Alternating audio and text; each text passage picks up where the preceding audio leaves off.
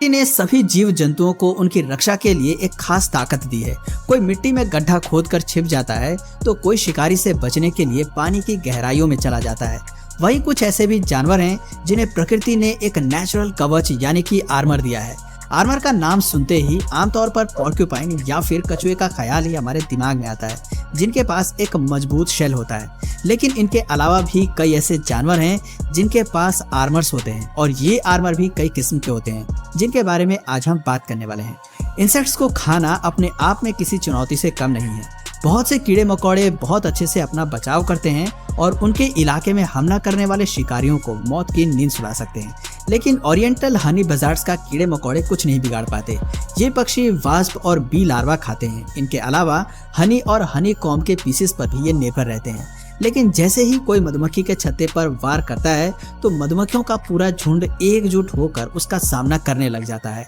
सबसे पहले मधुमक्खियां ओरिएंटल हनी बजार्ड्स के सिर पर और चोंच के आसपास अटैक करने की कोशिश करती हैं। लेकिन आपको सुनकर हैरानी होगी कि सारी मधुमक्खियां मिलकर भी पक्षी का कुछ नहीं बिगाड़ पाते।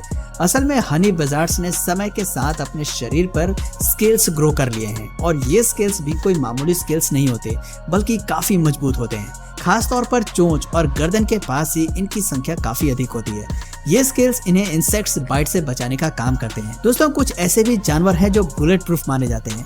आर्माडिलोस के बारे में शायद आपने पहले भी सुना होगा। इसके पास एक मजबूत आर्मर होता है जो इनकी अधिकांश बॉडी को कवर किए रहता है।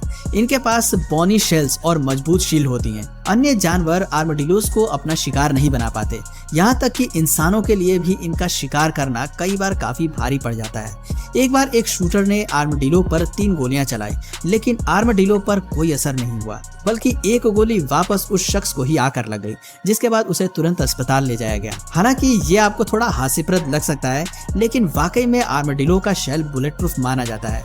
दोस्तों, ईमू को दुनिया के सबसे तेज भागने वाले पक्षियों में से एक माना जाता है, और आपको जानकर हैरानी होगी कि ये भी बुलेट प्रूफ माने जाते हैं। सन 1934 में इंसानों को इसके बारे में पता चला। असल में ऑस्ट्रेलिया में ईमू की संख्या बहुत अधिक बढ़ गई थी। वो एग्रीकल्चर का काफी ज्यादा नुकसान करने लगे थे। उनके कारण इंसानों के लिए खाद्य सामग्री की कमी होने की आशंका जताई जा रही थी।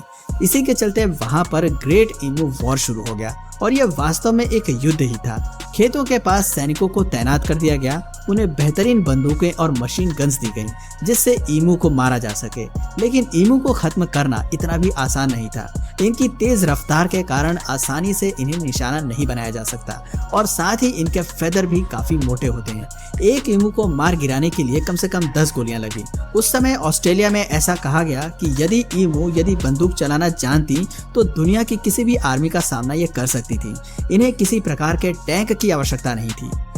मस्क ऑक्सन काफी विशाल होते हैं, और इनके पास डेंस फर की 2 मोटी लेयर्स होती हैं।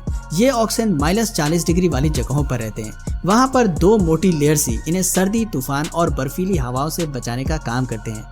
मस्क ऑक्सन की अंदरूनी लेयर शिप की वूल से 8 गुना ज्यादा गर्म मानी जाती है।